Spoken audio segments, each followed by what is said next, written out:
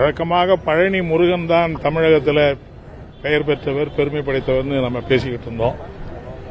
ஆனால் இப்போ பழனியில் நடைபெற்றிருக்கிற 100 கோடி பொறுமானம் உள்ள நிலம் திருடப்பட்டிருப்பது தமிழ்நாடு முழுவதும் ஒரு பெரிய பேசு பொருளாக இன்றைக்கு மாறியிருக்கிறது.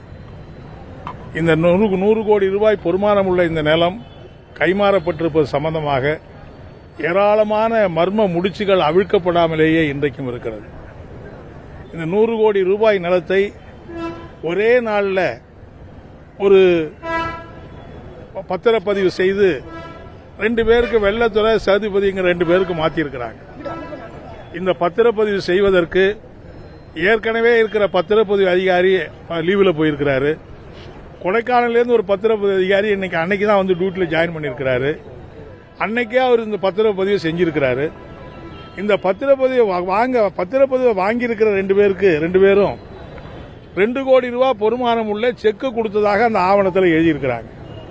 ஆனால் அந்த 2 கோடி ரூபாய் செக்கு உண்மையான செக்கா, அந்த 2 கோடி ரூபாய் அந்த செக்கு கொடுத்தவங்களுடைய வங்கியில் அந்த 2 கோடி ரூபாய் பணம் இருக்கா, அந்த 2 கோடி ரூபாய் பணம் இருக்கக்கூடிய அளவுக்கு அந்த செக்கு கொடுத்தவங்க பொருத்தமானவங்களா, அந்த செக்கு வந்து கலெக்ஷனுக்கு போடப்பட்டிருக்கா என்பதெல்லாம் இன்னும் யாருக்குமே தெரியல. எனவே 2 கோடி ரூபாய் பணம் கொடுத்ததாக ஒரு போர்ஜரி செக்கை கொடுத்து எங்கேயோ இருக்கிற கொடைக்கானல் இருக்கிற ஒரு அதிகாரியை திடீர்னு இங்க கொண்டு வந்து மாற்றி ஏற்கனவே இருக்கிற ஜிசியை இங்கேருந்து ப்ரொமோஷனுக்கு அனுப்பிச்சிட்டு வேறொரு டிசியை இங்க இன்சார்ஜ் போட்டு ஏன் இவ்வளவு பெரிய மாற்றங்கள்லாம் எப்படி நடக்குது என்பது மிகப்பெரிய கேள்வியாக இன்றைக்கு இருக்கிறது.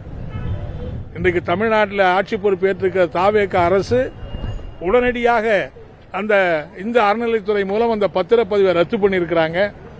ஏற்கனவே காவல்துறையில் புகார் கொடுத்து எஃப்ஐஆர் போட்டிருக்கிறாங்க. சிபிசிஐடி விசாரணைக்கு இன்றைக்கு உத்தரவிடப்பட்டிருப்பதெல்லாம் நல்ல நடவடிக்கை தான். ஆனால் அமைச்சர் பத்திரிகையாளர் பேட்டி கொடுக்கிற போது என்ன சொல்றாருன்னா, இது அறியாமல் தவறாக நடந்து போய்விட்டதுன்னு சொல்றாரு. இது அறியாம எப்படி இவ்வளவு தவறு நடக்கும்?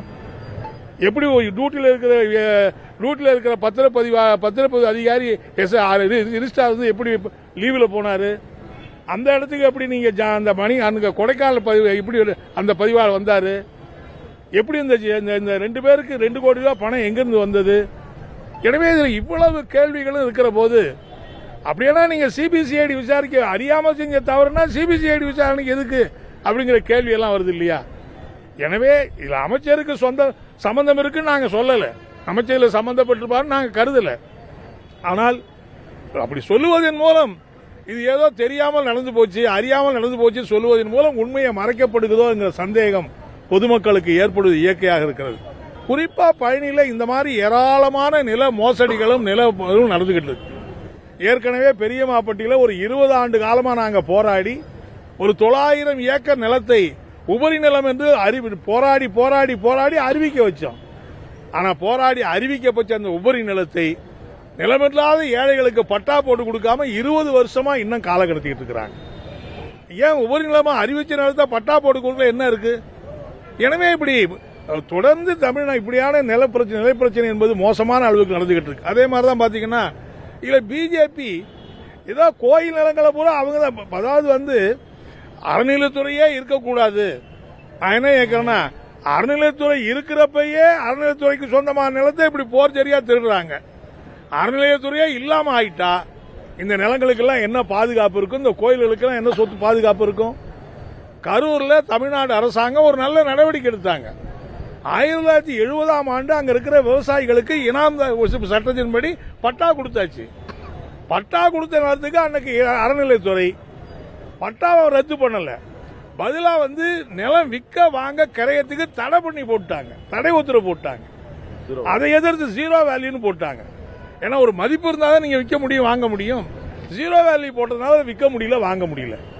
நீண்ட காலமாக நாங்க விவசாய சங்கம், மார்க்சிஸ்ட் கம்யூனிஸ்ட் கட்சி எல்லாம் போராடி இன்னைக்கு தாவேக அரசு வந்த பிறகு அந்த ஜீரோ வேல்யூ போடக்கூடிய அந்த தடை உத்தரவை ரத்து பண்ணி அந்த மக்களுக்கு, அந்த விவசாயிகளுக்கு மிகப்பெரிய நிவாரணத்தை வழங்கியிருக்காங்க.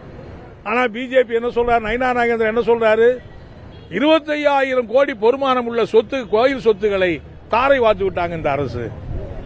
எவ்வளவு பெரிய விவசாயிகளுக்கு சொந்தமான நிலத்தை கோயிலுக்கு அதுக்கு சம்பந்தமே கிடையாது. அறநிலையத்துறை குறுக்க பூந்து ஒரு தடையானை போட்டது அவங்களுடைய தவறு. அது கோயில் நிலமா? அது கோயில் நிலம் 70ல ஏன் அதுக்கு பட்டா கொடுக்கணும்? ஆகவே இன்றைக்கு பிஜேபி தமிழ்நாட்டில் கோயில்களை பயன்படுத்தி கோயில் நிலங்களை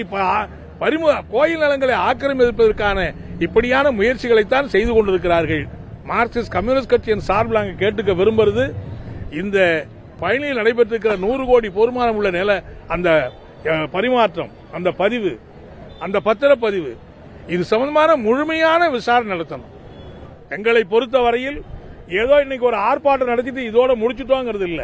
தேவையானால் அந்த விசாரணைகளை எங்களையும் பார்ட்டியாக இணைத்துக் கொள்வதற்கு நாங்கள் நீதிமன்றத்தை கூட நாடுவதற்கு நாங்கள் தயங்க மாட்டோம்.